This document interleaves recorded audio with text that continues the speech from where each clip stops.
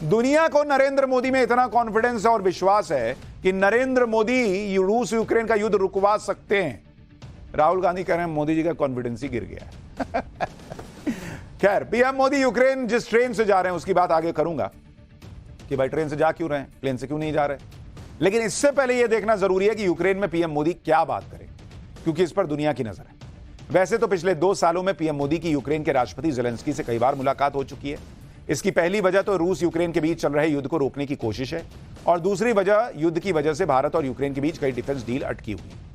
दरअसल यूक्रेन और भारत के बीच एयरफोर्स और नेवी के लिए कई बड़ी डिफेंस डील हुई थी। यूक्रेन इंडियन एयरफोर्स के फाइटर प्लेन्स के लिए पार्ट सप्लाई करता है। इसके अलावा भारत के कई वॉरशिप्स के लिए सबसे जरूरी पार्ट गैस टरबाइन की सप्लाई यूक्रेन से होती है। इस युद्ध से पहले दोनों देशों के बीच फाइटर प्लेन और वॉरशिप के पार्ट भारत में ही बनाने की बात चल रही थी। इसके लिए यूक्रेन की सरकारी कंपनी जोरिया मार्श प्रोजेक्ट को और भारत की डीआरडीओ के बीच टेक्नोलॉजी ट्रांसफर को लेकर बात हो गई थी। लेकिन उधर रूस ने यूक्रेन की इस कंपनी को हवाई हमले से बर्बाद कर दिया। इस युद्ध की वजह से भारत और यूक्रेन के बीच बिजनेस डील अटकने से यूक्रेन को हर साल करीब 7,000 करोड़ रुपए का नुकसान हो रहा है। अगर पीएम मोदी फिर से यूक्रेन से डिफेंस डील करते हैं तो यूक्रेन को एक बड़ा फंड मिल सकता है जो यूक्रेन की अर्थव्यवस्था को ऑक्सीजन देने का काम करेगा। लेकिन आपको उन हथियारों के बारे में भी बता देता हूं जिन पर इस युद्ध की वजह से पिछले 2 साल से असर पड़ रहा है। इसमें इंडियन एयरफोर्स का AN-32 नाम का कार्गो प्लेन है। यह प्लेन देश के बॉर्डर इलाके में जरूरी सामान की सप्लाई और मेडिकल इमरजेंसी के हालात में सामान को पहुंचाने में काम आता है। इसकी सबसे बड़ी खासियत यह है कि यह प्लेन 55 डिग्री की भीषण गर्मी में बड़े आराम से उड़ता है। 2009 के इस कार्गो प्लेन की मेंटेनेंस के लिए भारत और यूक्रेन के बीच करीब 3,500 करोड़ रुपए की डील हुई। इस डील के तहत करीब 100 विमानों की मेंटेनेंस और अपग्रेड करने का इसमें काम था। इसके अलावा भारत यूक्रेन के बीच AN-178 कार्गो प्लेन की डील की बात चल रही है। यूक्रेन भारत के लिए R-27 air to air missile भी बनाता है। इसका इस्तेमाल सुखोई 30 MKI फाइटर प्लेन में होता है। इतना ही नहीं, भारत प्रोजेक्ट 11356M के तहत गोवा शिपयार्ड में 2 फ्रिगेट यानी मीडियम साइज का वॉरशिप बना रहा है।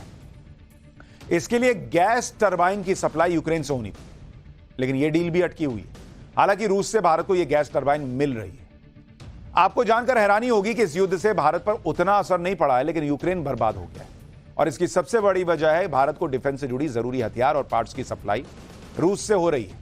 लेकिन इसके बाद भी पीएम मोदी यूक्रेन की मदद करना चाहते हैं। पीएम मोदी ने इसके बारे में आज पोलैंड में क्या कहा है, एक बार सुनिए। इसके बाद पीएम की 20 घंटे वाली यूक्रेन यात्रा के बारे में बताऊंगा कि पीएम आखिर ट्रेन से क्यों जा रहे हैं यूक्रेन। यूक्रेन और पश्चिम एशिया में चल रहे संघर्ष हम सभी के लिए गहरी चिंता का विषय है।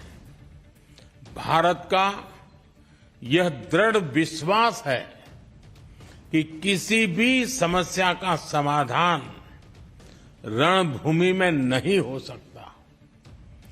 किसी भी संकट में मासूम लोगों की जान की हानि पूरी मानवता के लिए सबसे बड़ी चुनौती बन गई है।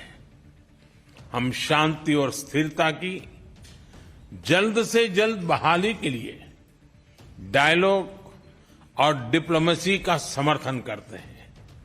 इसके लिए भारत अपने मित्र देशों के साथ मिलकर हर संभव सहयोग देने के लिए तैयार है। पीएम मोदी अभी पोलैंड के वॉर्सा शहर में और यहीं से ट्रेन में बैठकर यूक्रेन की राजधानी कीव की यात्रा करेंगे। वार्सो से कीव पहुंचने में करीब 10 घंटे लगेंगे। इसके बाद वो करीब 7 घंटे कीव में रुकेंगे। यहां पीएम मोदी यूक्रेन के राष्ट्रपति ज़ेलेंस्की से बात करेंगे और फिर वापस इसी ट्रेन में बैठकर 10 घंटे की यात्रा करते हुए पोलैंड आएंगे। यानी 7 घंटे की इस मुलाकात के लिए पीएम मोदी 20 घंटे की ट्रेन यात्रा करने जा रहे हैं। और ऐसा पहली बार होगा कि जब पीएम मोदी प्रधानमंत्री बनने के बाद इतनी लंबी ट्रेन यात्रा करके कहीं जा रहे हैं। आपको जानकर हैरानी होगी कि यह ट्रेन कोई आम ट्रेन नहीं है। यह दुनिया की सबसे लग्जरियस सुविधाओं वाली हाईटेक ट्रेन है। इस पर 24 घंटे सिक्योरिटी तैनात रहती है और इसकी सुरक्षा के लिए आगे पीछे 2 ट्रेन अलग से चलती हैं। यही वजह है कि इसका नाम रेल फोर्स 1 है। जैसे आपने एयरफोर्स 1 सुना है ना, वैसे रेल फोर्स 1, इसे ट्रेन फोर्स 1 भी कहा जाता है। सुरक्षा के अलावा रेल फोर्स वन का इंटीरियर भी बड़ा खूबसूरत है। इसके कमरे किसी आलीशान होटल जैसे हैं। रेल फोर्स वन के कंपार्टमेंट लकड़ी से बने हैं। इसके अलावा इसमें एक बड़ी मीटिंग हॉल भी है। रेल फोर्स वन में अमेरिकी राष्ट्रपति जो बाइडेन से लेकर फ्रांस के राष्ट्रपति इमैनुअल मैक्रों, इटली के पीएम जॉर्जिया मेलोनी समेत कई नेता यात्रा कर चुके हैं। दरअसल यूक्रेन में चल रही जंग की वजह से एयरपोर्ट्स बंद है। सड़क से सफर में खतरा हो सकता है, भाई कहीं भी बम गिर रहा है। यही वजह है कि दुनिया के बड़े नेता जब भी यूक्रेन जाते हैं तो वो इसी ट्रेन में बैठ के जाते हैं। अब आपको इस ट्रेन की दूसरी खासियतें भी बता देता हूं। इस ट्रेन का नाम रेल फोर्स वन है, जिसमें नरेंद्र मोदी बैठकर जाने वाले हैं यूक्रेन। और इसका नाम ऐसा इसलिए है क्योंकि ये दो देशों के बीच मजबूत रिश्तों वाली आयरन डिप्लोमेसी को रिप्रेजेंट करती है। इस ट्रेन की यात्रा सिर्फ एक सवारी नहीं बल्कि एक स्टेटमेंट मानी जाती है, इसलिए इस पर हमला करना नामुमकिन है। इस लग्जरी ट्रेन को 2014 में क्रीमिया से आने वाले पर्यटकों के लिए बनाया गया था, लेकिन रूस के हमले के बाद से इसे फिर से रीडिजाइन किया गया। यूक्रेन जाने वाले ज्यादातर नेता, पत्रकार, डिप्लोमेट इसी रेल फोर्स वन से सफर करते हैं। कम स्पीड से चलने वाली यह ट्रेन करीब 60 किलोमीटर प्रति घंटे की स्पीड से चलती है और यह इसका सफर रात में शुरू करती है।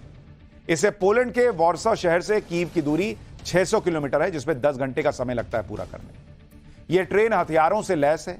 इसे बेहद एडवांस कम्युनिकेशन सिस्टम से जोड़ा गया है। यही वजह है कि अभी तक इस ट्रेन की सिक्योरिटी को लेकर कभी शिकायत नहीं मिली। यानी प्रधानमंत्री नरेंद्र मोदी ट्रेन के जरिए यूक्रेन पहुंच रहे हैं ताकि संभव बना सकें कि यूक्रेन और रूस के रिश्ते भी पटरी पर आ जाए।